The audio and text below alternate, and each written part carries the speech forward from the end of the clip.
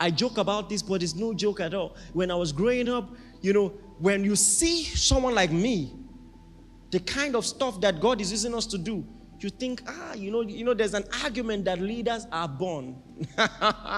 That he was like that from a child. It's not true. Growing up, even class captain, they did not give me. Class captain. Did Emmanuel Iren really face rejection before leading a global church? From a quiet student in Lagos to a prophetic voice at Celebration Church, his untold story reveals hidden struggles and divine favor. How did a young dreamer rise to inspire millions by 2025? Join us to uncover the journey that shaped this gospel giant. In the vibrant landscape of Nigerian gospel ministry, where faith leaders ignite hope and build communities, Emmanuel Iren stands as a beacon of prophetic insight and pastoral care. As the senior pastor of Celebration Church International, with branches across Nigeria, the UK, and the US, he's touched countless lives through his teachings and the annual Eternity Conference. But behind his polished sermons and global influence lies a story few have heard. Did you know Emmanuel once faced rejection that nearly derailed his calling, or that his early years were marked by quiet determination? This is the untold story of Emmanuel Iren.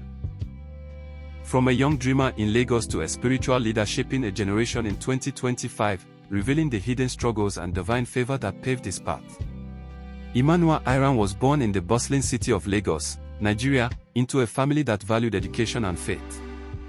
Growing up in the 1980s, he was the son of parents who instilled a love for God and learning, though their expectations often leaned toward academic success over ministry. As a child, Emmanuel was introspective, often found with his nose in books or scribbling thoughts in a journal. An untold detail from this time is his struggle with shyness, a trait that made him hesitant to speak up, even in church settings where his family was active. While peers played football in the streets, Emmanuel preferred the solitude of studying under a flickering lamp, dreaming of a future he couldn't yet define. This quiet resilience would later fuel his rise, but it began as a battle against his own insecurities. His academic journey was impressive.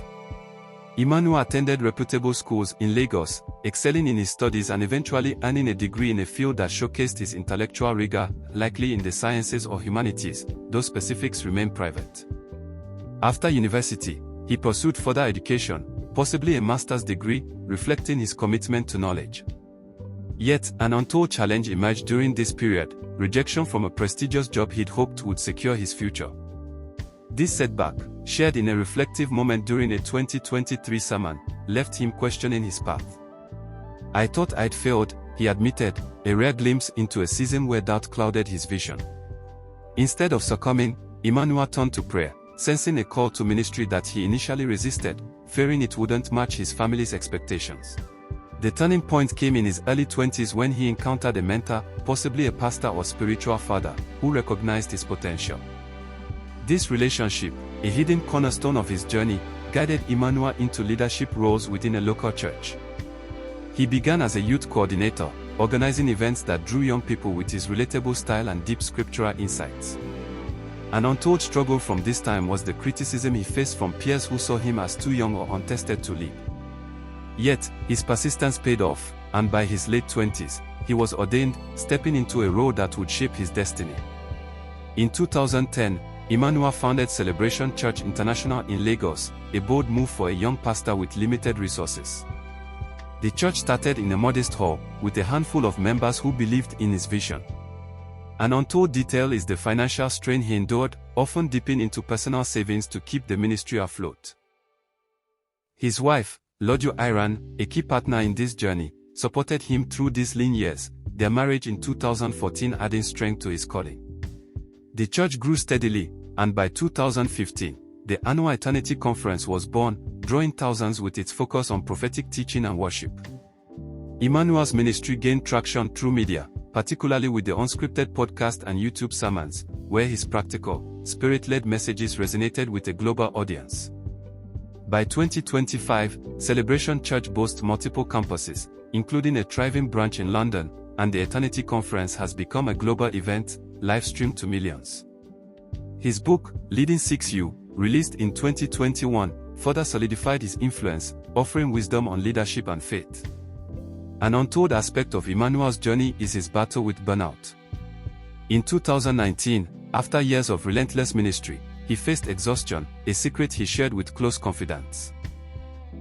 Stepping back for a season of rest, he returned renewed, emphasizing self-care in his teachings, a lesson that has inspired pastors worldwide.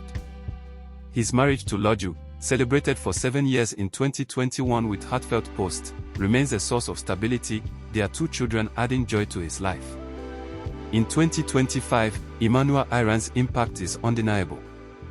His focus on raising disciples, not just followers, has shaped a generation, with testimonies of transformed lives flooding social media.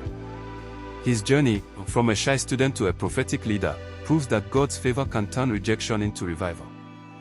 This story is one of many hidden gems in the gospel industry. If Emmanuel Iren's journey inspires you, subscribe for more faith-filled tales. Comment below, what's your favorite Emmanuel Iren teaching? Let's keep sharing stories that lift our spirits. So when the same me, you know how some people make funny jokes about falling under the power? They say, why doesn't the cameraman fall? Because it's not jazz. It's not jazz. You fall likely when you're ready to receive. God knows camera is expensive. He knows. He knows. The spirit is intelligent. He knows. And even then, sometimes, even in our meetings, some people still struggle. I remember Reboot Camp Abuja, I just noticed, hey, lady, I said, come down. Camera that will save money that year. Don't end the service. Oh. If the camera fall like that, I'll say, virtue has left me. I can't preach again. I can't come back tomorrow. Let me go and cry first.